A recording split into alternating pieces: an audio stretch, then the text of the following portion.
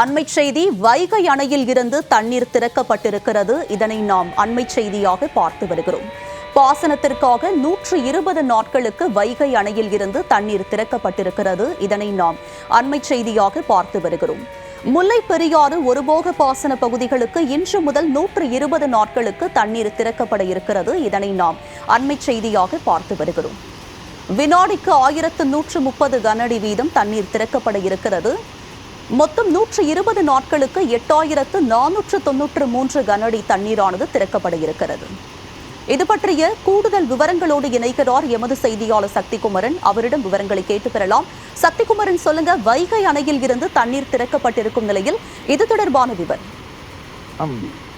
தமிழக அரசு உத்தரவின்படி வைகை அணையிலிருந்து திண்டுக்கல், மதுரை, சிவகங்கை மாவட்டத்தில் உள்ள ஒருபோக பாசன நிலத்துக்காக தண்ணீர் திறக்க உத்தரவு பிறப்பித்தனர். அதனைத் தொடர்ந்து இன்று தேனி மாவட்டம் ஆண்டிபட்டி அருகே உள்ள வைகை அணை அமைந்துள்ளது. இந்த வைகை அணையின் முழு கொள்ளளவான 71 அடியில் தற்போது 68.83 கன அடி தண்ணீர் அணையில் உள்ளது.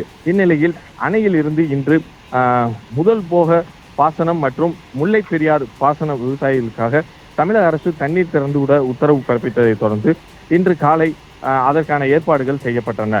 இந்நிலையில் தற்போது பெரியார் பாசனத்துக்காக கீழே உள்ள 85,563 ஏக்கர் விவசாய பாசன நிலங்களும், திருமங்கலம் பகுதியில் உள்ள பாசன கால்வாயில் உள்ள 19,439 ஏக்கர் பாசன விவசாயிகளுக்கும் மொத்தம் 1,05,008 ஏக்கர் விவசாய பாசன நிலத்துக்கும் திண்டுக்கல், மதுரை, சிவகங்கை மாவட்ட பாசன விவசாயிகளுக்கு இன்று தண்ணீர் திறந்து விடப்பட்டுள்ளன.